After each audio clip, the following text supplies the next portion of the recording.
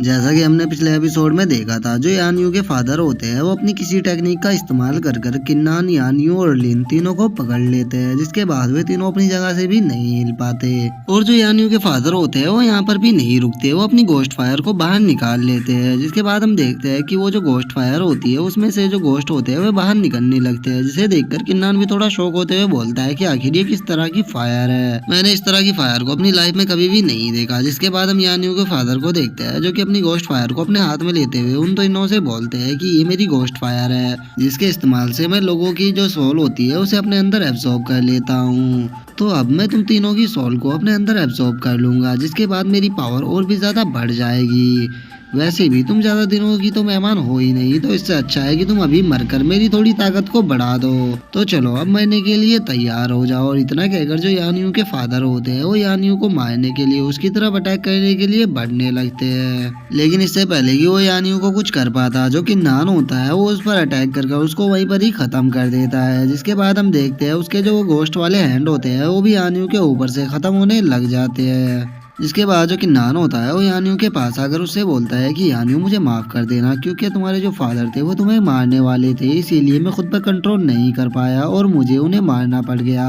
तो अगर इसके लिए तुम मुझे सजा देना चाहो तो तुम मुझे सजा दे सकती हो, क्योंकि मैं जानता हूँ कि वे तुम्हारे फादर थे। जो सुन के जो यानियों होती है वो किन्नान से बोलती है कि किन्नान तुम्हें गिल्टी फील करने की कोई भी जरूरत नहीं है, क्योंकि उसके और मेरे बीच में जो फादर और डॉटर का रिश्ता था वो बहुत ही पहले खत्म हो गया था। अगर तुम उसे नहीं भी मारते तो मैं खुद ही उसे अपने हाथों से मार देती। लेकिन तभी जो लिन होती है वो थोड़ा उदास होते हुए यानियों से बोलती है कि सिस्टर यानियों, क्या ये सच है कि आप 30 साल से ज्यादा नहीं जी पाओगी? जो सुन के जो यानियों होती है वो लिन से बोलती है कि हाँ ये सच है, क्योंकि जब मैं 10 साल की थी तो उस टाइम पे मेरे देंतियान के अंदर एक फायर एग आ गया था, जिसके अंदर से हर टाइम ही फायर स्पिरिचुअल एनर्जी निकलती रहती है, जिस कारण मेरे जो लम्ब्स, ऑर्गन्स और बोन्स है वे उस फायर स्पिरिचुअल एनर्जी से डैमेज होते रहते हैं। और इस फायर स्पिरिचुअल एनर्जी को सप्रेस करने के लिए ही मैंने वाटर स्पिरिचुअल एनर्जी को कल्टीवेट करना शुरू किया था, ताकि मैं इस फायर स्पिरिचुअल एनर्जी को थोड़ा सप्रेस कर पाऊँ। लेकिन जो वाटर स्पिरिचुअल एनर्जी है वो इतनी पावरफुल नहीं है कि वो उस फायर स्पिरिचुअल एनर्जी को सप्रेस कर पाए। और वो जो एग है उसके अंदर से जो स्पिरिचुअल एनर्जी निकल रही है वो इतनी पावरफुल है कि वो मेरे पूरी बॉडी को अंदर से डैमेज कर रही है, तो इसीलिए मैं 30 साल से ज्यादा और नहीं जी पाऊंगी। और उसकी बात को सुनकर जो कि नान होता है वो थोड़ा सोचते हुए उससे बोलता है कि यानियों, तुम्हारे अंदर जब फायर स्पिरिचुअल एनर्जी है तो तुम्हें उसे एब्जॉर्ब करना चाहिए, क्योंकि हो सकता है कि अगर तुम उसे एब्जॉर्ब करो तो तुम उस पर कंट्रोल कर पाओ।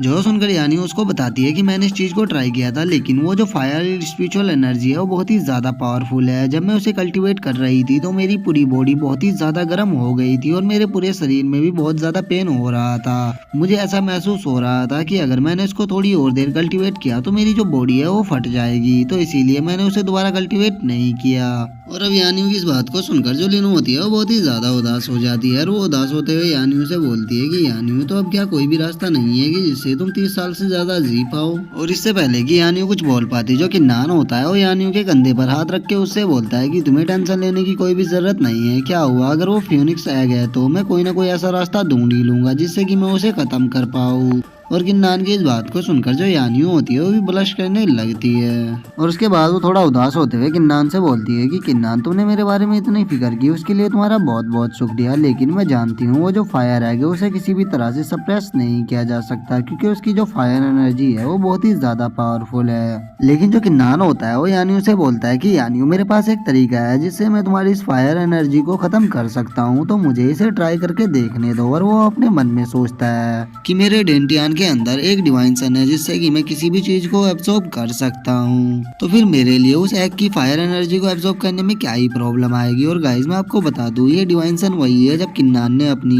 5 एलिमेंट की blood line, Asura blood line, divine books और होली स्टोन को एक साथ जब मिलाया था तो उससे जो वो एक फॉर्मेशन बनी थी, तो वही डिवाइन सन है जिससे कि किन्नान किसी भी चीज को एब्जॉर्ब कर सकता है। और किन्नान की इस बात को सुनकर जो यानियों होती है वो भी थोड़ा खुश हो जाती है और वो खुश होते हुए किन्नान से बोलती है कि किन्नान, मैंने बहुत से मेथडों को यूज किया था लेकिन मैं कामयाब नहीं हो पाई। अगर तुम मेरे से खत्म कर पाते हो तो मैं इसके लिए तैयार हूँ, तुम ट्राई करके देख सकते हो, क्योंकि मुझे तुम पर पूरा यकीन है। जिसके बाद जो किन्नान होता है वो लिन से बोलता है कि लिन, जब मैं यानियों की फायर को सप्रेस करूंगा तो उस टाइम पे तुम्हें हमें दोनों को प्रोटेक्ट करना होगा, क्योंकि अगर किसी एनिमी ने हम पर उस टाइम पे अटैक कर दिया तो उससे हो सकता है कि यानियों की हालत और ज्यादा खराब हो जाए।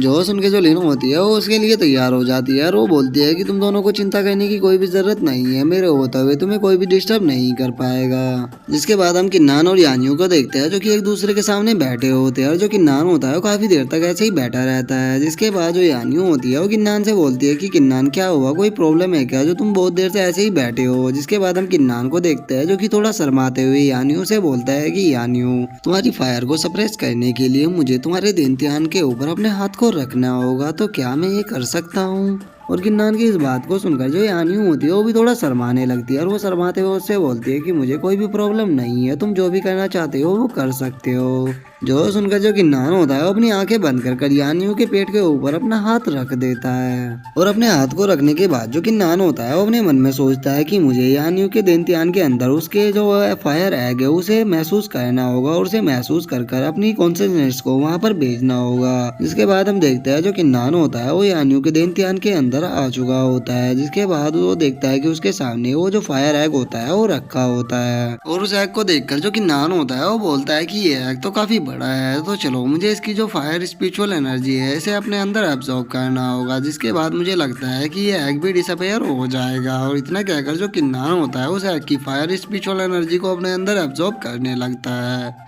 जिसके हम थोड़ी देर बाद का सीन देखते हैं जहाँ पे किन्नान ने उस एग की सारी फायर एनर्जी को एब्जॉर्ब कर लिया होता है। जिसके बाद हम देखते हैं कि उस एग के अंदर दरारें आने लगती है, जिसे देखकर किन्नान भी थोड़ा शौक होते हुए बोलता है कि आखिर यहाँ पे क्या चल रहा है, इस एग को तो खत्म हो जाना चाहिए था, फिर ये एग टूट क्यों रहा है। और तभी हम देखते हैं कि उस एग के अंदर से एक जो फ्योनिक्स होती है वो बाहर निकल के आ जाती है, जो कि देखने में काफी पावरफुल लग रही होती है। और उसे देखकर जो किन्नान होता है वो भी बहुत ही ज्यादा शौक हो जाता है और शौक होते हुए बोलता है कि अरे ये तो एक डिवाइन फ्योनिक्स है। लेकिन किन्नान के कुछ भी कहने से पहले वो जो फ्योनिक्स होती है वो ब्लैक फ्लेम से किन्नान के ऊपर अटैक कर देती है। जिसके बाद किन्नान उस अटैक को रोकते हुए अपने मन में सोचता है ये जो फ्योनिक बीस्ट है ये यानियों के अंदर पिछले 10 सालों से उसकी स्पिरिचुअल एनर्जी को अपने अंदर एब्जॉर्ब कर रहा था, इसीलिए इसकी जो पावर है वो बहुत ही ज्यादा बढ़ चुकी है और ये अपने सेल को भी तोड़कर बाहर आ चुका है। अब मुझे इसे कंट्रोल में करना ही होगा, नहीं तो ये यानियों को मार डालेगा। और इतना सोचकर जो किन्नान होता है वो अपने डिवाइन सन को बाहर निकाल लेता है। जिसके बाद वो जो फ्योनिक्स फ्लेम होती है किन्नान उसको अपने डिवाइन सन की मदद से एब्जॉर्ब करना शुरू कर देता है। और जिसके हम थोड़ी देर बाद का सीन देखते हैं जहाँ पे किन्नान ने उस फ्योनिक्स की फ्लेम को पूरी तरह से अपने अंदर एब्जॉर्ब कर लिया होता है और उसकी फ्लेम को एब्जॉर्ब करने के बाद जो किन्नान होता है वो बोलता है कि मुझे इसकी फ्लेम के साथ इस फ्योनिक्स को भी अपने अंदर एब्जॉर्ब करना होगा, क्योंकि ये जो फ्योनिक्स है ये यानियों के कंट्रोल में नहीं है और अगर मैंने इसको यहाँ पर ऐसे ही छोड़ दिया तो ये यानियों की बॉडी को पूरी तरह से खत्म कर देगी। जिसके बाद हम देखते हैं कि किन्नान ने अपने डिवाइन सन की मदद से वहाँ पे एक फाइनेस को बना लिया होता है, जिसकी मदद से वो उस फ्योनिक्स को पूरी तरह से एब्जॉर्ब कर लेता है। और उस फ्योनिक्स को खत्म करने के बाद जो किन्नान होता है वो बाहर आके बोलता है कि चलो अब ये खत्म हो गया। लेकिन तभी हम देखते हैं कि वो जो फ्योनिक्स होती है वो भी किन्नान के साथ ही बाहर आ गई होती है, जो कि देखने में और भी ज्यादा पावरफुल लग रही होती है। और इसी के साथ जो हमारा आज का एपिसोड है वो भी यहीं पे खत्म हो जाता है। अगर वीडियो अच्छी लगी हो तो वीडियो को लाइक करना, चैनल को सब्सक्राइब करना। मैं मिलता हूँ नेक्स्ट वीडियो में, तब तक के लिए बाय बाय गाइज।